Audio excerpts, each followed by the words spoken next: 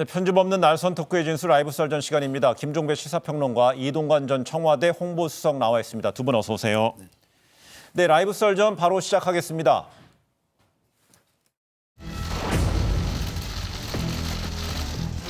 자유한국당은 이제 수명을 다했습니다.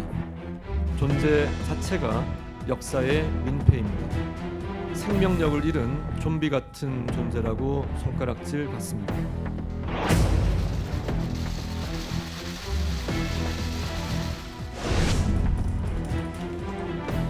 다양한 의견들을 잘 들어서 당을 살리는 길로 가겠습니다.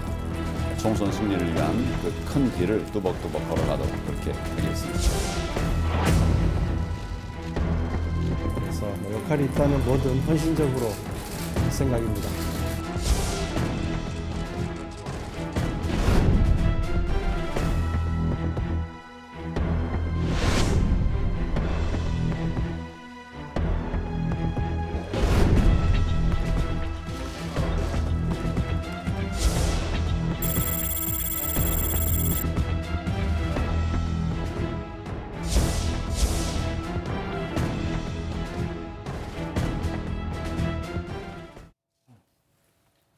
네, 김세현 한국당 의원이 그 총선 불출마를 선언하면서요, 지도부에게 좀비다, 뭐 역사의 민폐다 이렇게 표현하면서 발언 수위가 꽤 높았던 것 같아요. 예. 그렇습니다. 존재 자체가 역사의 민폐다. 예. 좀비 같다 이런 표현까지 썼으니까 뭐 아주 작심을 하고 한 발언 같은데요. 왜 이렇게 작심을 했을까? 짤막하게만 말씀을 드리면 발언 중에 화석화라고는 단어가 나오더라고요. 예. 물론 어떤 정파적인 대립 구조를 두고 한 말이지만 화석화되어 있다는 것은 딱딱하게 굳어 있다는 뜻 아니겠습니까? 그럼 어떻게 해야 되겠습니까? 망치로 깨야죠. 충격이 필요했다고 아마 판단을 했던 것 같습니다. 예.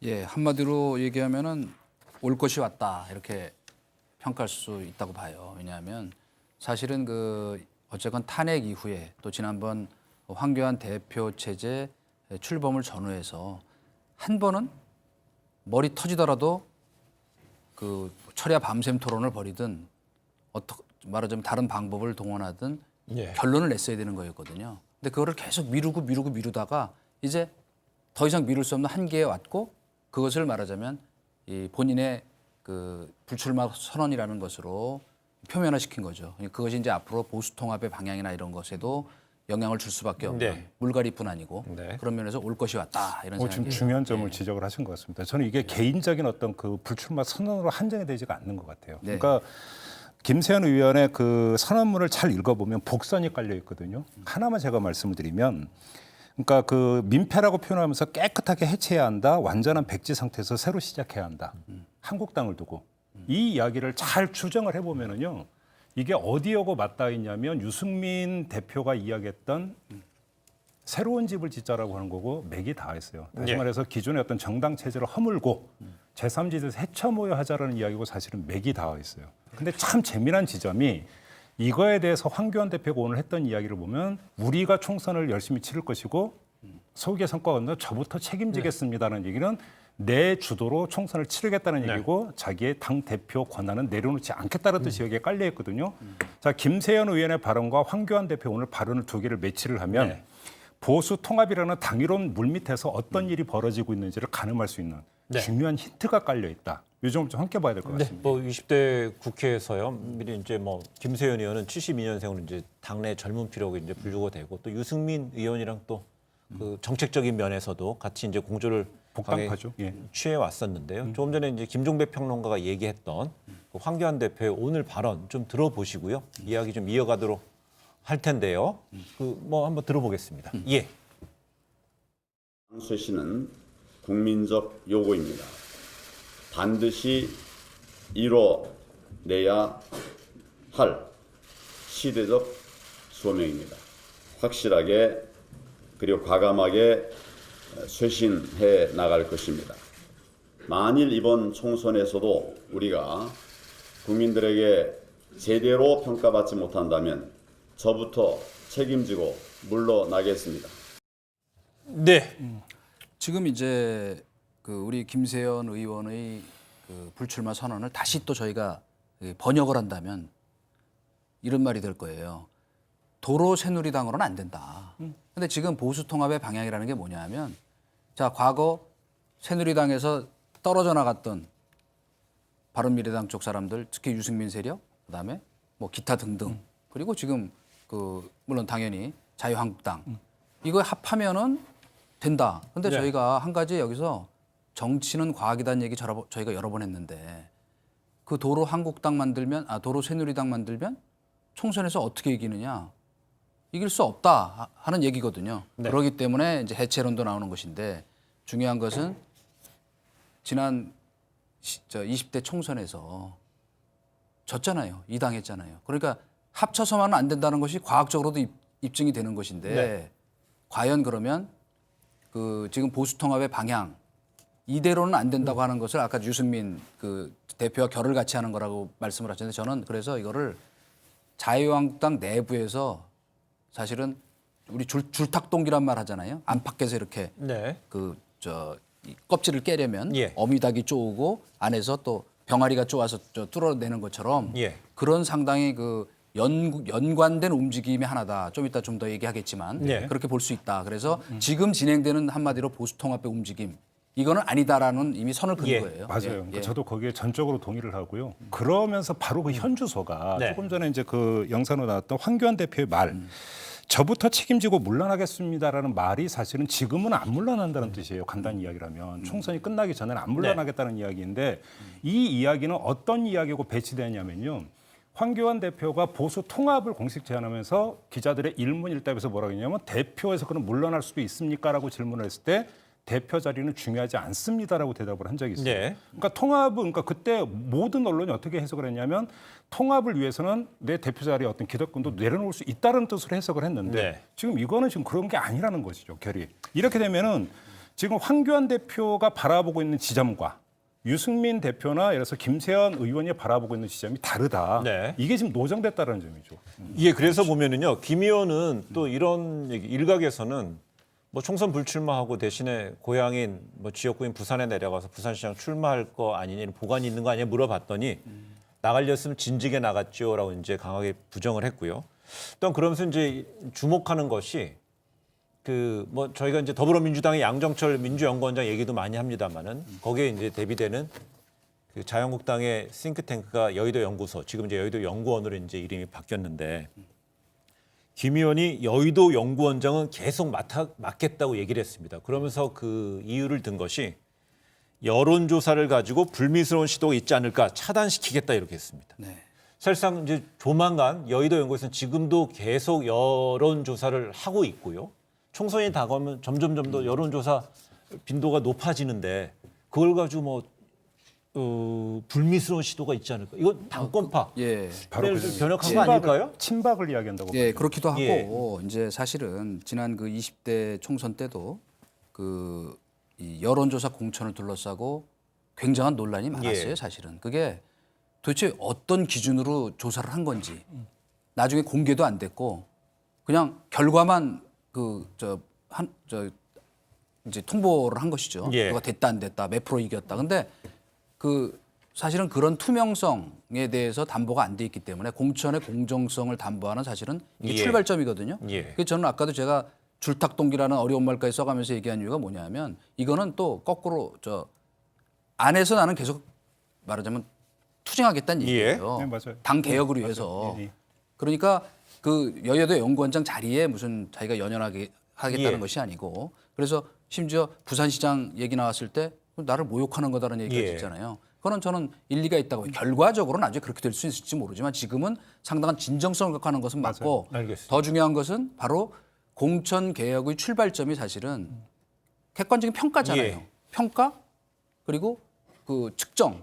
그러니까 예. 평가가 당연히 측정이지만은 그러니까 그런 상황에서 자기는 그래도 이 내부에서의 심판 역할을 확실히 이거는 하겠다 예. 하는 뜻이라고 그렇다면 봐야죠. 그동안에 여의도 연구원장을 여연 원장을 할 때 그러면 뭐 흔히 말하는 당권파 친황 쪽으로부터 약간 흔들림을 받았다는 거, 흔드는 세력이 있었다는 거가 암시돼 있는 건가요? 아니 그 전에 이미 예. 여의도 연구원장을 맡으면서 보건복지위원장인가요? 상임위원장을 겸임을 했는데 하나 내려놔라. 네. 라고 했고 김세현은 이제 여기 왕강이 이제 그 버티지 않았습니까? 이제 지금도 보건복지위원장 하고 그렇죠. 있잖아요. 그러니까 이걸 그러니까 친박의 흔들기로 봤던 건데요. 예. 김세현 의원은 그러니까 간단히 정리하면 이런 것 같습니다. 아까 이제 제가 유승민 대표하고 결이 같다는 게 또 한 가지가 뭐냐면 이 당은 감수성도 떨어지고 공감 능력도 없고 소통도 안 된다라고 이야기를 했는데 그게 이른바 개혁 보수하고 맥이 닿는 이야기예요. 네. 유승민 의원이 이야기했던 이렇게 가야 되는데 자기 진단으로는 그렇게 가는 게 아니라 퇴행으로 가고 있는 것 같다.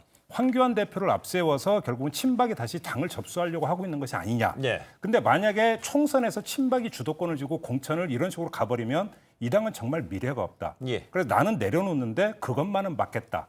그래서 여의도 연구원장의 직책을 유지를 하면서 친박이 장난치는 것을 저항을 하겠다는 뜻이 여기에는 분명히 깔려 있는 것 같고요. 그런 점에서 사실은 김세현 의원의 어떤 그 고민의 지점이 예. 어디에 있는지는 분명한. 다시 말해서 이 당은 바뀐 게 아무것도 없다. 여기에 깔려 있다는 것이죠. 보통 이게 이준석도 잘 아시죠? 여의도 연구원은요 역대 총선에서 나름의 그 뭐 경합 지역에 대한 그 적합도에서 뭐 이름을 날렸었고요. 예. 또한 지금 뭐 유승민 의원 얘기하자면 유승민 의원도 여의도 원장에서. 연구원장 그럼요. 출신이고요. 그래서 그렇죠. 소위 이제 브레인들이 많이 이제 거쳐간 뭐 핵심 자리인데. 역대 예. 그래도 대한민국에서 명멸했던 그 보수 쪽의 그 책사들이 다 거쳐갔죠. 예. 윤여준, 뭐 박세일 박세일, 교수. 그리고 예. 뭐 정두원 다 네. 거쳐갔는데 문제는 최근에 솔직히 이건 좀 불편한 진실인데 최근에 그 여의도 연구원의 여론조사의 정확도도 문제지만은 사실은 거기가 주도해서 그 말하자면 여론조사 공천하는 과정에서 사실은 정말로 잡음이 굉장히 많았어요. 네. 그렇기 때문에 아까 장난치는 얘기를 했잖아요. 저희가 그건 뭐 저는 뭐 그게 친박이 됐건 당 주류가 됐건 누가 됐건 간에 맘만 먹으면 그것도 만들어낼 수 있다 하는 얘기가 예. 아주 파다하게 돌았어요. 네. 실제로. 그래서 그거를 막는 것도 중요한데 저는 더 지금 이제 저희가 약간만 그 시계를 앞으로 돌려서 간단히 말씀드리면은 그러니까 2008년 17대 그 국회에서 18대죠. 18대 예. 국회에서 민본 20일이라는 개혁 성향의 초선 의원 그룹이 있었어요. 네네. 거기 그룹들이 다 누구냐 하면 지금 다 김- 쟁쟁한 김성식 그래서 의원이 김성식 예. 의원, 정태근 의원, 그다음에 뭐 그 이런 사람들이거든요. 12명. 뭐 황영철 의원 뭐 근데 예. 사실은 그 말하자면 좌장 역할을 하는 게 정도원 의원이었고 예. 그와 같이 맥을 같이 하는 했던 사람들이 유승민, 김세현 이런 사람들이 이 사람들이 주축이 돼 저걸 네. 한 거거든요. 55명의 그 불출마 요구. 그렇죠. 저 우리 이상득 그 맞아요. 저 부의장 불출마 요구. 그렇기 예. 때문에 당시로선 거의 그 당내에서 반란이라는 얘기가 나올 정도였잖아요. 그러니까 결 자체가 사실은 예. 그동안에 이 안에서 그 친박들하고 어울려서 지내기에는 사실은 우리 흔히 얘기하는 케미가 전혀 안 맞는 사람이었던 것이죠. 그러니까 예. 올 것이 왔다고 제가 아까 말씀드린 것도 뭐냐면 이제 그 목소리가 이제 분출하게 됐다는 말씀이에요. 예, 그렇다면요. 이제 앞으로 총선 전국에서는 공천 룰이라는 거, 공천 규칙을 정해야 되는데 거기에서 핵심적인 것이 여론조사 뭐가 아니겠습니까? 여론조사에 들어가는 비율을 주로 이제 당 여의도 싱크탱크 여연에서 조사한 내용을 이제 반영하게 된다면은 이 총선 전략을 짜야 될 당 지도부 입장에서는 이 여연 원장이 참으로 중요한 자리고 중요한 자리죠. 긴밀한 논의를 해야 되는데 네. 자리이기 때문에 혹시 그 당 지도부에서는 이 김세현 그 의원이 이 자리를 계속 유지하는 거 당연히 부담스러운 시각이 존재한다면 본격적으로 좀 흔드는 작업이 좀 있을 수 있을까요?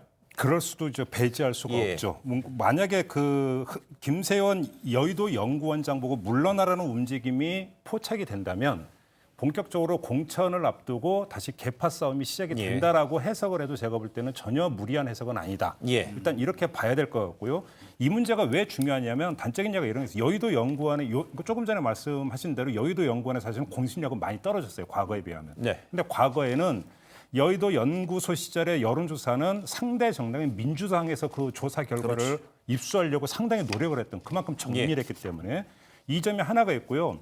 20대 총선 때 이른바 진박 공천 이런 게 나왔을 때 모두가 기억을 했지만 청와대에서 무슨 짓을 했는지를 복기를 해보면 여론조사가 얼마나 중요한지 알아요. 그때 그 박근혜 청와대에서 여론조사 돌려가지고 떨궈내기 위해서 여론조사 계속 가동했고 검찰 수사로 다 나왔던 이야기 아니겠습니까? 예. 문제는 아무리 살생부를 작성을 해도 공천에서 탈락시키는데 명분이 필요한데 그게 바로 정량평가대에서 여론조사를 갖고 들이미는 게 가장 네. 좋은 방법인데 여기서 그러니까 그 장난할 수 있는 것을 차단해버리겠다는 게 김세현 의원이기 때문에 제가 볼 때는 양보 없는 싸움이 진행될 예. 가능성이 충분히 있다고 알겠습니다. 봅니다. 네. 저는 이제 이 대목에서 바로 그 황교안 대표의 진짜 정치력이 새로운 시험대에 올라간다고 생각하는 건 뭐냐면 저는 그 황교안 대표가 만약에 지금 근데 그 아까 우리 김 의원이 불출마 선언한 데 대한 그 코멘트 중에 사실은 반드시 개혁을 이뤄내겠다 하는 예. 얘기가 있잖아요. 그러니까 우리 아까 김평론가는 총선에 책임지겠다 그러니까 그 전에는 안 물러나겠다는 얘기냐? 저는 거기에 방점이 있다기보다는 개혁을 해서 반드시 총선 이기겠다라고 네. 한다면 바로 투 트랙을 써야 된다. 하나는 바로 내부의 칼, 바로 우리 김세현 지금 어차피 선언을 해서 좋잖아요. 네. 이런 공정한 어떤 평가를 해서 이제 이 내부의 자료로 쓰면서 외부의 칼, 바깥에서 이제 그 아주 엄정하게 공천 심사를 할 수 있는 분을 예. 그렇죠. 영입을 해서 두 칼이 같이 움직이면 네. 그럼 알겠습니다. 해낼 수 있을 것이다. 그러나 만약에 그런 그 흔드는 네. 그런 세력에 같이 흔들리는 상황이 오면 그거는 공천 개혁도 물 건너가고 좀 예단하면 좀 송구스럽지만은 총선도 물 건너간다. 알겠습니다. 그러면 결국 본인이 얘기하신 것처럼 본인의 대권의 꿈도 물 건너간다. 이렇게 저는 얘기하고 싶어요. 예. 이런 거 여권에서는 임종석 전 대통령 비서실장이 총선 불출마 선언을 했고요. 그거는 이제 임종석 전 실장 하면은 청와대 내 대표적인 핵심 참모 그룹이었고요. 또 최근에 이제 핵심 참모들 뭐 40명이다, 60명이다, 70명이다 내년 총선 출마한다는 이야기가 계속 이어져 오는 상황에서 임 전 비서실장의 불출마 선언이 갖는 의미가 좀 상당히 커 보이는데요. 근데 일각에서는 이제 임 전 실장이 제도권 정치를 떠나겠다, 뭐 통일 운동에 매진하겠다 이렇게 의사를 밝히면서 앞으로의 어떤 활동 방향에 대해서 뭐 총선 불출마 대신 입각 가능성이 있는 거 아닌가 아니면 뭐 서울시장 뭐 출마설도 얘기 나오고요. 더 큰 그림을 보는 게 아니냐 뭐 다양한 이야기가 나오고 있습니다. 솔직히 말씀은 저는 그 가능성이 거의 없다고 봅니다. 그러니까 그런 해석은 제가 볼 때는 너무 좋게 보는 해석이다. 저는 그렇게 생각하는데요. 조금 전에 그 이동관 전 수석이 김세현 의원의 이제 불출마 선언을 이제 그 운을 떼면서 불편한 진실이라는 말씀을 하셨으니까 저도 불편한 진실이 좀 깔리는 것 같다는 말씀을 드리고 싶어요. 자, 임종석 전 실장이 불출마 선언을 하기까지의 과정을 어디서부터 보면 그 맥락을 읽을 수가 있냐면 자, 비서실장을 하다가 그만뒀어요. 이때 당에서 공식적으로 인터뷰나 이런 걸 통해서 뭐라고 했냐면 당에서 역할이 주어질 거라는 이야기까지 했어요. 근데 지금까지 당에서는 어떠한 역할도 임종석 전 실장에게는 주지 않았어요. 네. 첫째, 이거 하나. 두 번째, 정세균 전 국회의장과의 어떤 종로 지역구를 둘러싸고 뭐 밀고 당기가 있다라는 이야기는 계속 있었어요. 네. 물론 타이밍상 지금 당이 나서 가지고 조정할 타이밍은 아니라는 거 저도 알아요. 아는데 문제는 그럼에도 불구하고 완전히 수수방관했다. 물밑에서 일체 어떤 조정이 없었다라고 하는 점. 이 두 가지를 종합해 본다면 당에서 내지 그 여권 수뇌부에서 임종석 실장을 어떻게 바라보고 있는가.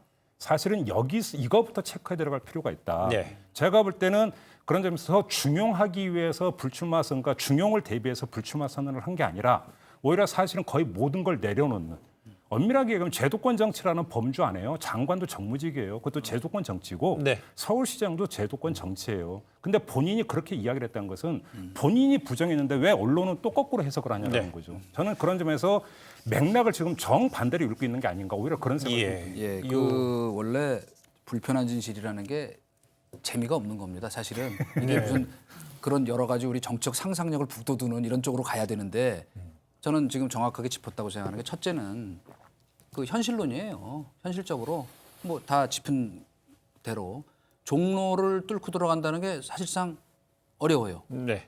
그러니까 그건 더 제가 얘기 안 하겠고 두 번째는 뭐냐면 저는 성격극이라고 생각합니다. 네. 왜냐하면 이 우리 임종석 그 실장의 그 행보를 보면은 2012년에 저희가 잠시 잊고 있지만 사무총장을 할 때였거든요. 네. 그럴 때 그때 당에서 공천 둘러싼 여러 가지 논란, 사무총장이라는 게 원래 이제 그 역할을 하니까 그때 보좌관 문제가 있었어요. 그렇죠. 그러니까 공천 자기가 불출마 선언을 해버렸어요. 네. 사실은 그거를 굉장히 보고 그 지금 당시에 이제 문 대표였죠.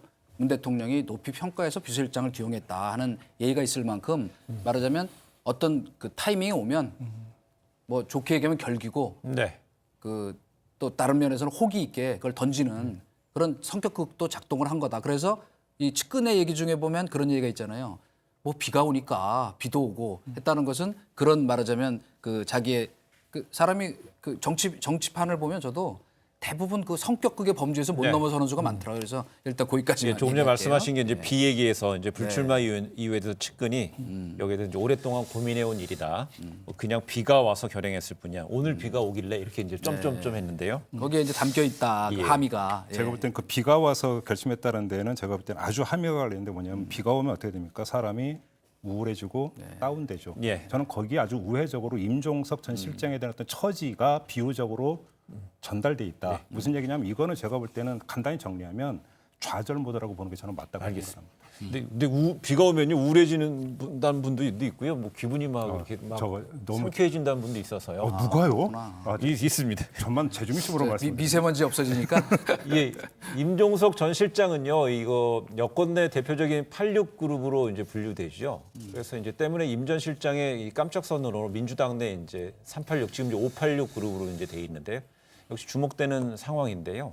관련한 영상 한번 보시고 이야기 이어가겠습니다. 임종선 실장 통화해 보셨나요? 못했어요. 지금 만날 수 있는 상황이 못 돼서 그래요, 제가. 전화로 해서 다 될 사이는 아니잖아요. 뭐 전화 안 해도 그 정도는 왜 그러는지도 알 수 있는 사이인데 좀 만나서 더 많은 얘기들이 필요한 부분들이 있으니까. 모든 사람이 다 나가야 되는 건 아니잖아요. 남아서 일할 사람들은 남아서 일하고 또 다른 선택할 사람들은 다른 선택을 하고 이렇게 될 텐데 근데 이인영 원내대표는 이 남아서 일할 사람들은 남아서 일해야 한다. 이러면서 이른바 민주당 내 86그룹 용태설 좀 강하게 좀 일축이라는 표현이 참 단정적인 건데 용태설 이런 식으로는 강하게 배척한 것 같아요. 이인영 원내대표는 남아서 할 일이 많은 건 맞죠. 네. 개인적으로 원내대표시니까. 근데 이제 이인영 그 원내대표의 초점을 맞출 게 아니라 당내 86그룹 전체로 놓고 본다면 네. 사실은 상당히 그 복잡 미묘한 지점에 위치해 있는 그룹인 건 맞아요. 왜 그러냐면 사실 86그룹은 그 어떤 세대보다도 너무나 빨리 정계에 입문한 케이스죠. 그래서 사실은 나이만 따지고 본다면 어찌 보면 지금 한 제3그룹 정도를 형성을 하면서 가장 당의 중액이 돼야 되는 어떤 그런 그룹인데 네. 오히려 중진 그룹으로 올라가 있는 의원들이 다수가 있단 말이죠. 또 그런데 또 초선도 있어요. 이런 점에서 86그룹 전체로 제가 볼 때는 도매금으로 놓고 이들을 그러니까 물갈이 해야 된다는 얘기는 제가 볼 때는 현실에 부합되지 않는데 예. 거기서 그러니까 86그룹도 결국 결이 그러니까 층이 여러 가지가 있기 때문에 이들에 대한 어떤 이야기는 그러니까 반드시 나오게 되어 있다. 그 점에서 예를 들어서 이인영 원내대표라든지 아니면 우상호 전 원내대표 의원이죠. 우상호 의원 같은 경우가 신경이 많이 쓰일 부분들이 있을 네. 것이다. 요즘은 좀 분명히 좀 짚고 넘어가야 근데 되겠죠. 우상호 의원 같은 경우는 지금 말씀하셨는데 정치 기득권화로 86그룹이 비춰지는 것에 대해서 이렇게 말을 했다고 그래요. 모욕감을 느낀다 이렇게 얘기했다면 결국 당내 지금 중책을 맡고 있는 그 86그룹 의원들이 그룹 안에도 또 약간 분화가 좀 구체화되고 있다 이렇게 볼 수도 있을까요? 예, 오히려 지금 이제 그 우상호, 이인영, 우상호 이런 뭐좀 이분들로 대표되는 그 86그룹 입장에서 본다면 거꾸로 요번에 그 우리 임종석 실장의 그 한편으로 보면 약간 뜬금없달까 돌발적인 그 정계 은퇴 선언에 대해서 좀 황당하다는 반응을 보일 수밖에 없어요. 왜냐 지금 최근에 사회 안팎에서 뭐 책도 벌써 많이 나왔잖아요, 그죠? 386의 나라 뭐 그래가지고 지금 이 비판론이 이제 비등하고 있거든요. 특히 네. 밀레니얼 세대, 그 바로 밑에 있는 세대들의 반발이 굉장히 심하니까 그것도 이제 억울하게 생각하는 판인데 지금 퇴진 요구까지 받으니까 저는 그러나 쉽게 포기하지 않을 거라고 보는 거는 예. 제 개인적인 그 관측입니다만은 이 586 세대에서 대선 후보가 나오기 전까지는 포기 안 할 겁니다. 저는 분명히 그렇게 읽고 있고 왜냐 예. 사실은 그것이 어떻게 보면 자기네가 학생 운동을 시작한 이후 지금까지 일관되게 추구해온 저는 마지막 그 목표 중에 하나라고 생각하기 때문에 반드시 그 목표를 향해 달려갈 것으로 보거든요. 그렇기 예. 때문에 이 반발이라고 하는 것도 따지고 보면 지금 안팎에 여러 가지 그 이 비판, 예. 왜 586이 다 해먹느냐 하는 거에 대한 그 불편함도 깔려 있고 또 다른 한편으로는 솔직히 우리 그 임종석 실장이 왜 마치 자기가 586을 다 대변하는 것처럼 이런 식으로 뜬금없이 이 일을 벌였느냐 하는 거에 대한 불편한 감정도 깔려 있다. 예. 저는 좀 제한적으로 이런 말씀을 드리고 있고, 그러니까 86세대 중에서 가장 1세대로 그러니까 꼽는 사람들의 정계, 그러니까 입문 시점이 그러니까 한두 명은 1996년 총선 때부터 들어왔고요. 네. 보통 2000년 2000년에 총선 때 들어오죠. 들어왔어요. 대부분 그러니까 들어왔죠. 네. 20년이 넘었어요. 자, 그런데 저는 그 이들에 대해서는 분명히 이제는 평가를 해야 되는 단계에 와 있다. 네. 무슨 이야기죠? 그러면 그러니까 당신들이 20년 동안 정계에 입문해서 어떤 역할을 했는가? 처음에 입문할 때는 어떤 그 김대중 총재 이런 시절에 젊은 PD, 그러니까 수혈 차원에서 입문을 했는데, 그러면 당신들은 얼마나 정치를 바꿔내면서 새로운 정치 체제를 창출하는데 그러면 기여를 했는가? 네. 그럼 앞으로 당신들의 그럼 역할은 아직도 남아 있는가에 대해서 사실은 담론이 그러니까 전개가 될 때가 저는 왔다고 생각해요. 네. 그리고 그거에 대해서 그냥 정서적으로 오래 했으니까 물러나라가 아니라 공과를 분명히 가르면서 이제 당신들의 역할은 끝났다. 그래서 그런 판단이 내려진다면 아주 공개적으로 그다음에 확실하게 요구를 해야 되는 부분들도 있어야 된다고 생각하거든요. 네. 이런 게 먼저 좀 선행이 돼야 되지 않을까 싶은 생각이 좀 들긴 들어요. 예, 알겠습니다. 저 이제 그런데 이제 만약에요, 그 뭐 박지원 의원 같은 경우는요, 그 임종석 실장의 전 실장 정계 은퇴에 대해서 혹시 삼고 처리하면은 돌아올 수도 와서 이제 큰일 할 것이다 이렇게 얘기를 했는데요.